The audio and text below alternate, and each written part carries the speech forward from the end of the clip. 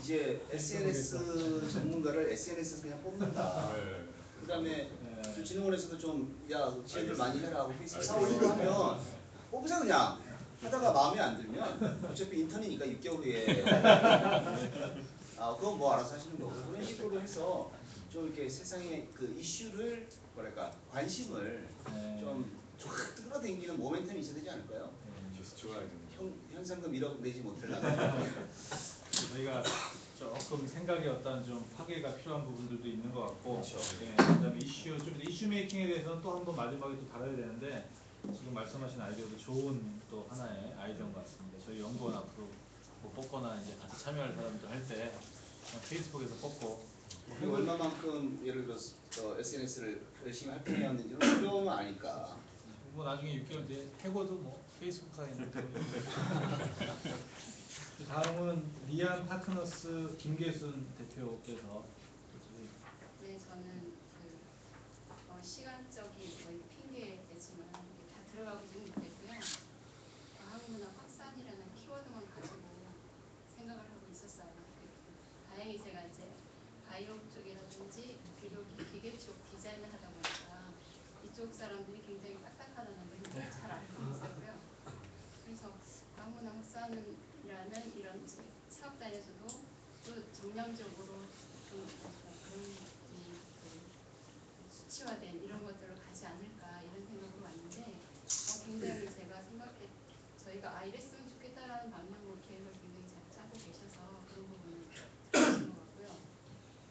제가 아까 정성욱 박사님이 하시는 그 방법 있잖아요. 그 방법론적인 게 과학과 바이오와 같은 맥락이기 때문에 예를 들어서 생활 속에서 접할 수 있는 과학 이런 것들이 좀 들어가면 어떨까. 그러니까 이제 바이오 하면 바이오 이런 게 굉장히 어렵지만 우리가 쓰레기통 아니면은 이제 경기 위에 있는 그런 이물질들이 우리에게 어떠한 피해를 주는가 그런 우리에게 피해를 주는 그런 이물질들의 용어가 뭔가 이런 이제 가까이 접근하는 것처럼 과학 용어도 이렇게 생활 속에서 접근할 수 있는 스토리 형식으로 해서 올리는 글들도 문화 확산에 큰 도움이 되지 않을까. 그래서 이제 감성적인 접근 쪽으로 좀 생각을 했고요. 이미지를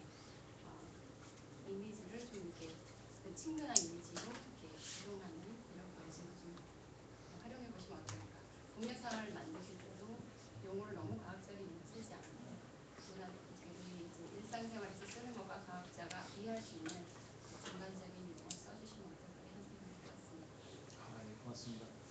저도 뭐 학교에 있지만 사실 저희가 교양교육 여기 계신 분들 다 뭐 비슷한 세대도 계시고 연배가 높으신 분도 계신데 저희 세대만 해도 교양교육 과정이 그렇게 잘 돼 있지 않은 세대에서 교육을 받아서 이공계는 이공계의 교육을 받고 인문사회계는 인문사회 교육을 들어가는데 최근 젊은이들은 교양교육을 되게 잘 받습니다. 그래서 사실 이제 철학과 학생이 과학 과목을 반드시 들어야 졸업이 되고 뭐 이런 식으로 시스템이 돼 있어서 근데 이제 젊은이들은 이제 그런 교육을 받고 또 그런 마인드를 가지고 있는데 지금 말씀은 저희가 접근하는 지금 방식은 아직까지도 좀 딱딱하고 정말 생활 속에서 교감할 수 있는 친근한 이미지를 좀 가질 수 있는 어떤 그런 컨텐츠나 이런 것이 필요하다 이런 말씀이신 것 같습니다. 그리고 레드브릭스 김광현 대표께서 뭐 많이 저희 그 사업의 내용에 대해서 알고 계신데 또 한번 평가를 좀 부탁드립니다. 저도 일단은 앞에 분들께서 말씀하신 거 공감하는 부분이 고객에 대한 타겟에 대한 분석이 좀 명확하게 가야 된다고 생각하는 부분인데요. 그리고 제가 이제 뭐 어쨌든 우연한 계기로 이제 네이버에서 강의를 계속 하게 되면서 200명의 이렇게 수강생분들이 계시는데 주로 다 쇼핑몰, 실질적인 중소기업 가셔서 온라인 홍보를 하셔야 되는 분들이거든요. 근데 강의를 열심히 쫓아만 다니시고 정작 활용하시는 분들은 별로 없으세요. 그래서 저는 왜 이게 활용이 안 되실까? 그냥 필요하셔서 절실해서 들으신 건데 근데 느낀 것 중에 하나가 생각보다 네이버 아이디를 못 만드시는 분들이 많으시고 그리고 아직까지 블로그와 카페를 구분 못 하시는 분들이 많으시고요. 그러니까 그런 걸 보면서 생각보다 이 눈높이가 좀 높았다라는 생각을 많이 했었거든요.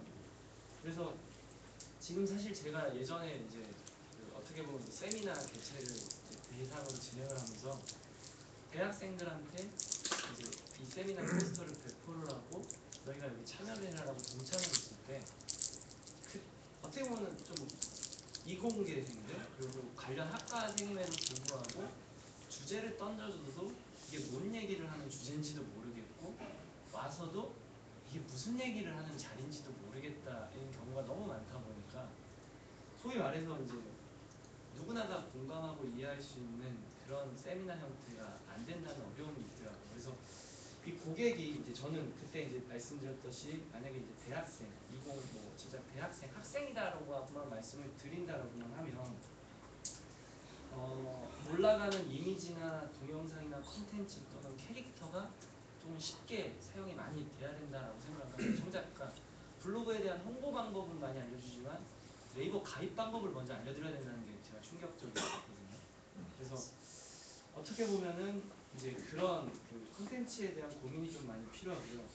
여기 지금 채널 전략에서 갖고 계시는 블로그하고 페이스북 그리고 빠진 게 제가 왜 카페나 커뮤니티 쪽은 활용을 안 하시는지는 제가 잘 모르겠는데 그 부분은 빠져 있더라고요. 근데 보통 현재 지금 2030 대학생들의 3대 툴로 저 나름대로 생각하기에는 블로그와 카페와 페이스북이 이제 가장 많이 이용하는 1, 2, 3이라고 생각을 좀 하고 있고 트위터는 조금 상대적으로 이제 좀 이슈성이 낮아진 상태고 그리고 핀터레스트나 유스트림이나 유튜브 같은 경우는 사실 상시적으로 저희가 활용하는 거가 아닌 정말 뭐 동영상 같은 거 하나 잘 만들었을 때 그냥 이벤트성으로 배포하는 정도의 툴이거든요.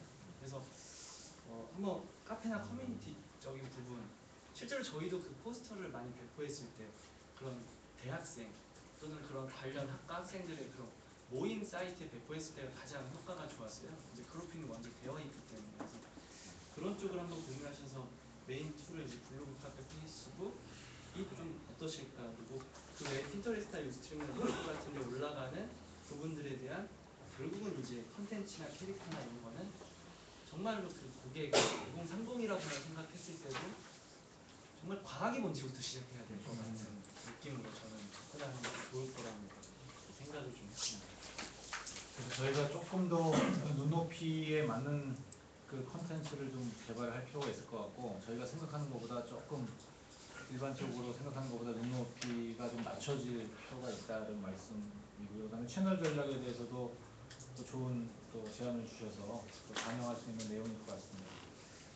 좀 이따 또 자유 토론 조금 더 하시면서 이런 부분에 대해서 좀 더 좋은 안 주시고요. 다음은 그 비스톤 컴퍼니 대표이신 강태석 대표께서 한 말씀 해주세요. 제가 오늘 마침 명함이 뚝 떨어지는 바람에 한 번 저희가 명함을 드릴 일이 있었어요. 간단하게 제 소개를 먼저 드리자면은 현재 빅스톤 컴퍼니라는 온라인 컨설팅 업체를 운영을 하고 있으며 그것보다도 제 자신에 대해서 좀 더 설명을 드리고자 하는 거는 네이버에서 큰돌이라고 검색을 하시면 제 이름이 강태석이거든요.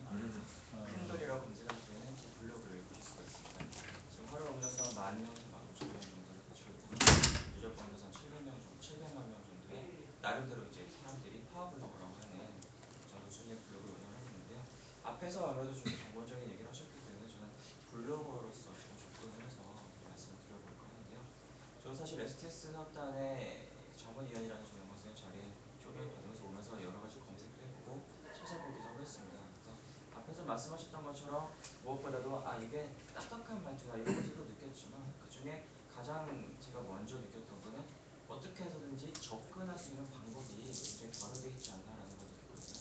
일반인들이 그 콘텐츠에 접근하기 위한 방법 자체를 좀 더 오픈시키고 좀 더 와이드하게 알려주는 확산 방법이 필요하다고 생각이 드는데 그 부분이야 조금 이따 자유 토론 때도 말씀드리겠지만 뭐 이슈 메이킹도 좋고 다른 것도 여러 것도 좋지만 기준이 지금 굉장히 명확하지 않다고 생각이 듭니다. 예를 들어 여기 좀 확산 전략 후에 변화 전략에서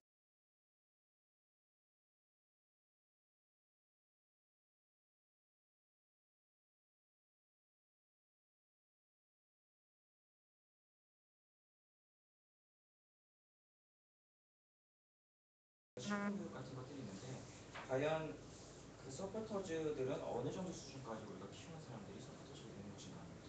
과연 우리가 트위터나 페이스북을 할 거면은 얼마만큼의 페이스북 친구를 만드는 게 우리가 정말 확산이 된다고 생각이 되는 것인가?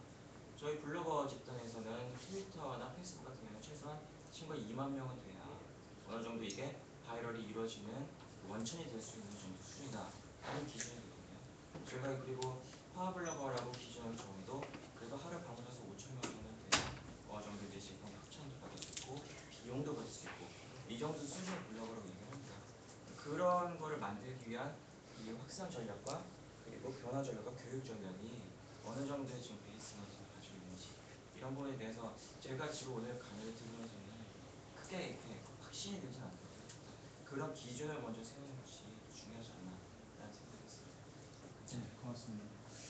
그 유승훈 대표님 말씀 듣기 전에 지금 이슈가 되는 얘기를 해주셔서 저희가 이 과학문화 확산에 대한 어쨌든 간에 지금 플랫폼 구축하고 하는데 우리 백 정도 책임 연구원님께서는 그 범위, 그러니까 대상 어떤 타겟의 범위를 지금 뭐 2만 명, 1일 5천 명 이렇게 얘기를 하셨는데 저희 뭐 설정된 목표나 이런 어떤 꼭 가시적인 건 아니더라도 있을까요? 일을 하는 데 있어서 이제 그 네가 일을 얼만큼 했느냐라든지 이런 걸 표시해 줄 때 그 기준이라는 게 굉장히 중요하지 않습니까? 예를 들어서 그래 플랫폼을 만들었는데 그 플랫폼을 적용해 보니 온라인 홍보가 잘 되느냐라고 했을 때 잘 된다라고 하는 기준을 어디다 설정하고 그 보고 받는 분한테 그러니까 다시 말해서 갑한테 이렇게 됐습니다. 효과가 나타났습니다라고 하기 위해서 필요한 게 사실이에요. 근데 그거에 대한 고민은 덜 했어요, 사실. 왜냐하면 뭐 아직 이거 돌려보지도 않았고 그리고 이제 제가 오늘 워크숍을 하는데 SNS 전문가들을 모시겠다. 사실 전문가라고 하는 게 뭔데 뭐 책을 뭐 한두 권 써야 된다라든지 뭐 아무튼 뭐 아니면 블로그로 하시는데 몇몇 명을 돼야 된다라든지 이런 거를 할 필요는 있는데도 불구하고 그거는 사실 심각하게 고민을 덜 했다라고 보면 돼요. 그리고 앞으로도 요거는 굉장히 중요하다라고는 여겨져요. 이게 이제 보고를 하기 위해서라도 이거 굉장히 중요한 일이다. 그리고 이제 지금 말씀이 되게 이제 니네들이 플랫폼을 만들어서 하고 있다라고 하는 페이스북과 블로그가 들어가 보니 컨텐츠가 이러하더라라고 하는 얘기는 제가 뭐 10분 감수를 하는데도 불구하고 사실 거기에 비중을 두지 않았어요.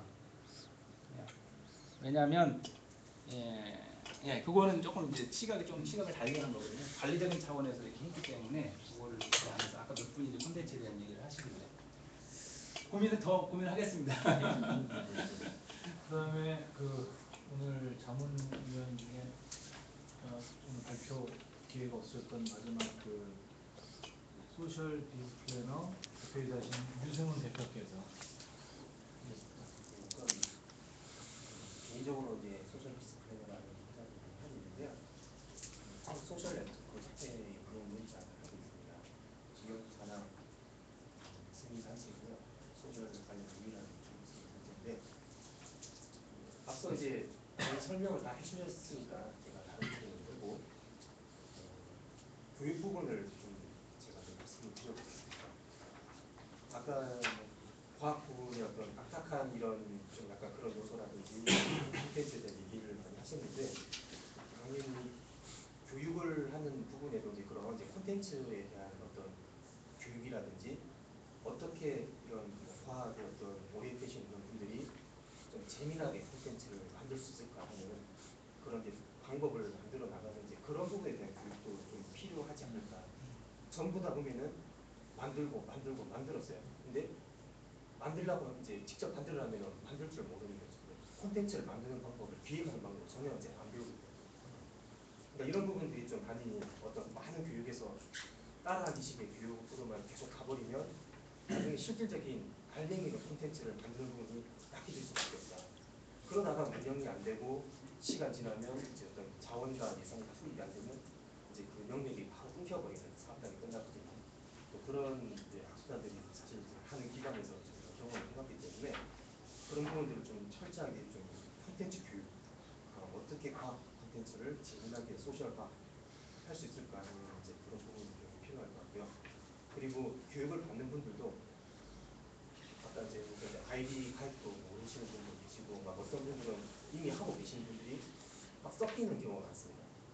근데 기준을 이제 강의를 이제 어떻게 기준을 맞추는지 그런 게 이제 좀 막 우왕좌왕하는 경우도 많거든요. 아예 모르시는 분들은 초보부터 아예 별도로 구분을 하고 초보하는 거. 어느 정도 조금 하고 계신데 조금 더 고급적인 기술이나 조금 더 다듬는 그런 부분을 하실 분들은 이 교육을 뭐 2개, 최소한 2개 아니면 2~3개 정도로 좀 나눠서 수준에 맞게끔 그렇게 해야 그 교육이 좀 알차게 좀 잘 운영이 되지 않을까 좀 그런 생각을 좀 해봤습니다. 그리고 이제 서포터즈들도 이제 좀 배우라든지 처우를 좀 정확히 해서 사실 서포터즈 하는 이유도 이제 단순히 어떤 직함을 갖고 직함을 받는 것뿐만이 아니라 정확한 나의 참여의 어떤 동기라든지 내가 여기서 얻을 수 있는 게 정확하게 무엇이냐 사실 따지고 보면 결국 그런 부분이 있기 때문에 참여를 하는 거거든요. 괜히 시간 남아 돌아서 그렇게 하는 건 솔직히 아닙니다. 네, 그런 부분에 대한 부분도 좀 명확해서 이 친구들이 재미나게 일을 할 수 있게 좀 만들어주는 게 필요하지 않을까. 그래서 서포터즈를 운영하는 관리자들에 대한 어떤 역량이나 그런 커뮤니케이션 이런 부분도 굉장히 중요하더라고요. 잘 운영을 해보니까. 그래서 그런 부분이 서로 안 되다 보니 어느 날 떨어져 나가고 조금 나오다가 그만둬버리고 뭐 이렇게 해서 원점으로 돌아가는 경우도 굉장히 좀 큰 겁니다. 그리고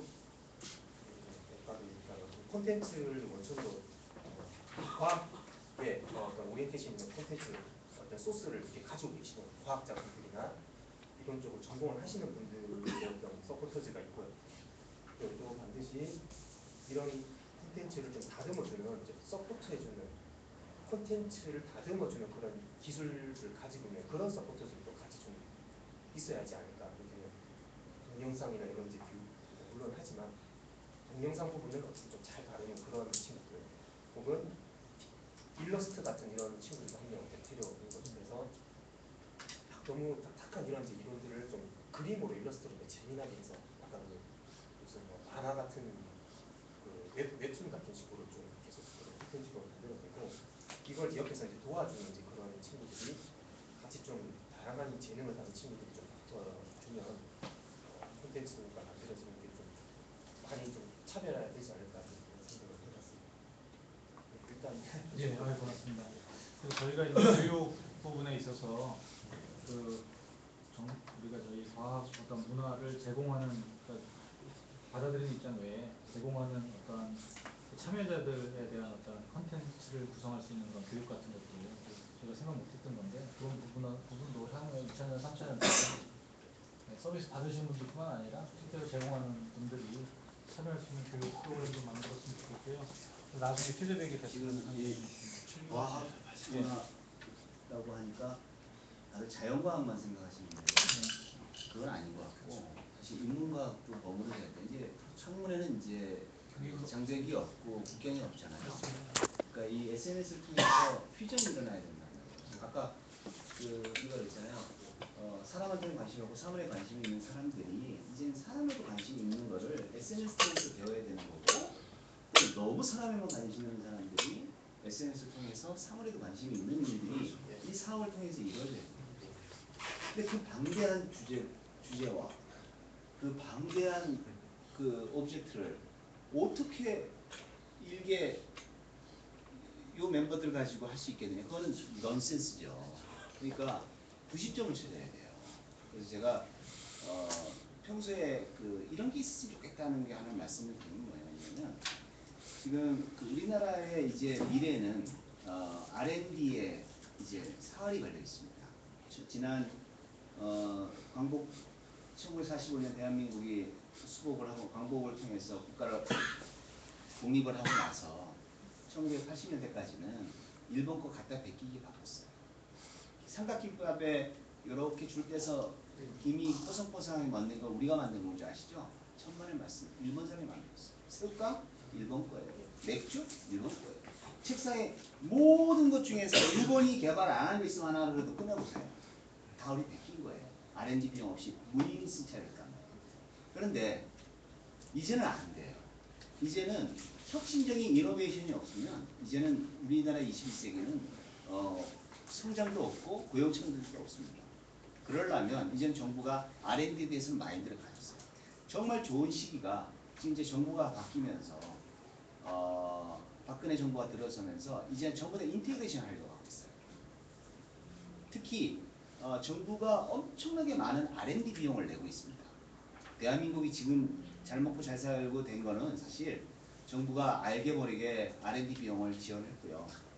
2000년대 IT 버블이라고 얘기를 하지만 그때 그 많은 정부에서 R&D 비용을 냈기 때문에 몇몇 성공한 벤처 기업들이 가진 기술들 전부 다 삼성전자에 헤쳐 모인 거예요. 삼성전자는 그것만 깐 거지. 멍석만 깐 거고 기술들이 다 인테그레이션 했고 이거 미국에 들고 와서 판 거예요. 이게 성공한 거죠. 근데 일본은 그게 없었대요. 일본은 정부 주도의 R&D가 없었단 말이에요. 근데 우리는 성공을 한 거란 말이에요. IT 버블은 없는 거지, 우리나라. 그래서 지금 대한민국은 이제 힘을 받았어요. 정부에서 연구비를 지원을 하고 하다 보니까 이게 많이 투명해요. 그래서 정부에서 R&D 비용을 많이 줘야겠다. 지금 대학 교수님들 고민이 그거잖아요. 또 어디서 과제를 하나 따와야 되는데. 근데 정보가 대단히 제한적이에요. 그리고 미래 과학자들 그 과제하고 연관이 있습니다. 지금 왜냐하면 교수들한테만 과제를 주는 게 아니라 바이오 벤처, 의료기기 업체, 그다음에 뭐 디자인, 혁신, 그다음에 R&D, 비즈니스 디벨롭먼트, 이래서 프로토타입이 나와야 되는 데까지 다 비용을 준단 말이에요. 근데 지금 올해 모든 정부의 연구비를 한 곳으로 인테그레이션 합니다. 그러면 그 많은 정부 과제들 몇 년짜리 내가 해당이 될까 안 될까 그걸 일일이 서치하는 그런 노이로제를 본 사업단에서 풀어주자는 거지. 정부의 모든 과제에 대한 정보를 모아서 그거를 보기 쉽게끔 가공을 하는 거예요. 예를 들어 우리 백종덕 연구원님께서 나는 이 STS 사업인데 뭐가 있을까? 키워드 STS를 치면 홈페이지 들어가서 그러면 이제 몇 년부터 몇 년까지 빨간불 들어있는 거는 과제 임박 내가 자격이 있는지 없는지 쉽게 알수 해주고 그 다음에 나하고 같이 그러니까 뭐라 그러지? 프로젝트 프린시플 인베스티게이터 PI가 누구고 주관 사업자가 누구고 내가 세부 과제로 갈 건가? 뭐라 그러죠? 주력 과제를 갈 건가? 그 결정이 나면 그러면 내가 세부 과제로 간다면 큰 형님을 누구를 만나야 되는지를 거기서 알 수 있게끔 딱 해주면 처음 보는 사람이지만 SNS를 통해 가지고 알 수 있다는 거예요. 근데 지금 내가 만약에 대학원생이 돼서 어느 대학원을 진행을 할 때는 그 교수의 지도 교수의 페이스북을 볼 것 같아요. 페이스북 없다? 그럼 이제 두렵지. 저게 어떤 의미만 놈이지. 그리고 어떤 교수의 페이스북 갔더니 이 새끼는 맨날 신세 타령. 그 다음에 박근혜가 됐어. 이빨 어쩌고 저쩌고. 그러면 이 새끼 밑에서 내가 논문 쓸 수 있을까? 안 써지거든요. 근데 어떤 교수를 갔더니 너무나 대학원생들 피자 시켜놓고 사진 찍어 올리고 야 이 방이야. 논문 나오고 피자 먹고 웃을 수 있는 방이 내가 갈 곳이다. 그러면 이미 그 교수가 어떤 논문을 쓴 것도 중요하지만 이제는 논문수로 평가 안 한단 말이에요. 그 약간의 그 일거수일투족을 지난 페이스북의 트랙 레코드를 통해서 볼 수 있단 말이에요. 그와 마찬가지로 대한민국의 모든 과학자들 학교에 종사하시든 벤처에 종사하시든 SK 종사하든 모든 과학자들은 정부 과제에 초미에 관심입니다. 그거를 쉽게 풀어주자. 그리고 쫙 달려들게 만들고 그 다음에 그 달려든 사람들을 홈페이지에 등록만 하면 문자 메시지로 오는 거지. 내가 키워드 선정해 놓은 거, 기간 선정해 놓은 거, 띵 뜨면 이제 페이스북 가고, 야, 나 진짜요. 나 이거 가지고 하려는데 나랑 같이 할러 손 들어보세요. 그럼 방 쫙쫙 만들어서 안에서 스스로 방 만들어. 스스로 만들고 스스로 태깅하고 스스로 배그를 하면 정부 과제비 투명하게 할 수 있고 좋은 사람들을 어차피 정부 과제비 나가는 거 좋은 사람이 만나서 가다 보면 이제는 그 세대들이 한 축을 잡고 있고 또 자라는 아이들이 또 그 네트워킹 속에서 소셜 네트워킹을 할 수 있을 거고 하다 보면 제일 중요한 건 이 과제가 장기 과제로 갈 수 있다.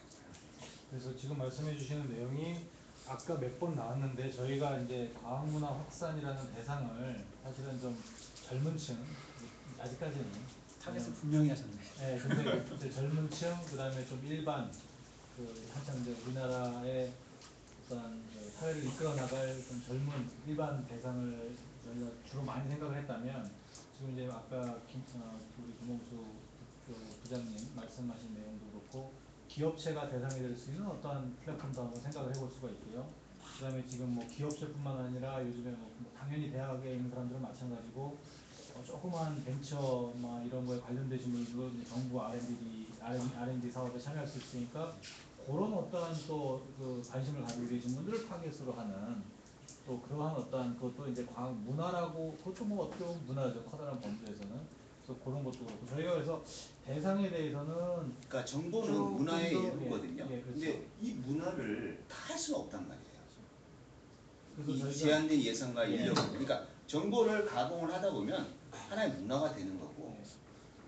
그래서 저희가 정보에 대한 어떤 소통 확산에 대한 어떤 범주를 조금 더 확장할 수 있는 것에 대해서 2, 3층은 계속 고민해보고 또 대상을 조금 더 대상이 조금 설정이 되면 조금 더 그 방법적이거나 전략이 조금씩 달라져야 되는 건 맞는 것 같아요. 네, 지금 말씀하신 여러 지금 몇 가지 벌써 예가 나왔는데 또 그런 부분이 저희가 또 고민해야 될 것 질문 같습니다. 하나. 예. 지금 근데 지금 이제 플랫폼이라고 하면 보통 우리가 일반적으로 N 형태의 시적인 측면에서 갖지 않습니까? 근데 지금 이제 뭐 SNS 기존에 있는 플랫폼들을 활용해서 가실 전략이신지 아니면 플랫폼을 아우르는 하나의 플랫폼을 구축하려고 하시는지 저 그거 여쭤보고 싶더라고요. 그 왜 여쭤보냐면은 그러니까 연구원님, 박정용 연구원님 플랫폼 어떻게 이제 예. 가시려고 그러시는 거예요, 방향성을? 지금 뭐 지금 뉴스도 저기 있고 설명 처음에 이제 드렸다시피 네. 대부분 이제 이 과제를 이렇게 접근하는 방법이 네. 테크니컬한 어떤 그런 시스템을 얘기하는 거냐 네. 이런 접근을 고민을 많이 했어요 초반에. 그러다가 지금 중국대가 뭐 1년이 됐든 3년이 됐든 아니면 뭐 5년이 됐든 간에 그럼 페이스북하고 똑같은 걸 하나 만들겠다는 거냐 그런 거 아니거든요. 네. 근데 제 생각에는 이제 이미 뭐 그래서 이제 아까 얘기한 게 이제 논리적인 플랫폼을 그래서 이제 하자라고. 그러니까 저 같은 경우 이제 온라인 홍보를 하는 입장에서 봤을 때는 사실 그 이런 플랫폼들이 이미 홍보할 수 있는 갖춰져 있는 건데 이제 우리는 과학의 변론화를 위해서 만드는 하나의 플랫폼이지 않습니까? 그래서 뭐 무언 플랫폼을 원하는 건 아닌데 어차피 하나의 예를 들어서 이제 제 생각에는 이제 모바일에 대한 얘기가 없더라고요. 근데 우리는 이제 모바일 이제 안드로이드나 iOS에서 다운받아 쓰는 앱도 있지 않습니까? 근데 이제 사실은 이제 향후 이제 내년 5, 6년 그렇지만은 이제 인치가 6.5인치까지 커지면서 내년 3년 후에는 이제는 좀 더 커지는, 그러니까 노트북도 아닌 스마트폰도 아닌 중간 형태의 큰 사람이 이제 휴대할 수 있는 정도의 어떤 버겁자 정도 커지거든요. 이게 좋아하고 있습니다. 그러면 이제 결론적으로는 약간 타겟도 이제 사실 좀 젊은 사람들 봤을 때는 10대 뭐 20대든 다 이 스마트폰을 우리보다 더 훨씬 활용 잘하거든요. 그러면 이제 그 플랫폼이라는 의미를 뒀을 때는 그 플랫폼이라는 건 이제 그런 무한 플랫폼들을 내가 집대성해서 하나의 플랫폼으로 다시 재조정할 건지 정말 무한 플랫폼을 내가 하나 또 만들 건지. 근데 무한 플랫폼 만드는 게 힘든 일이거든요.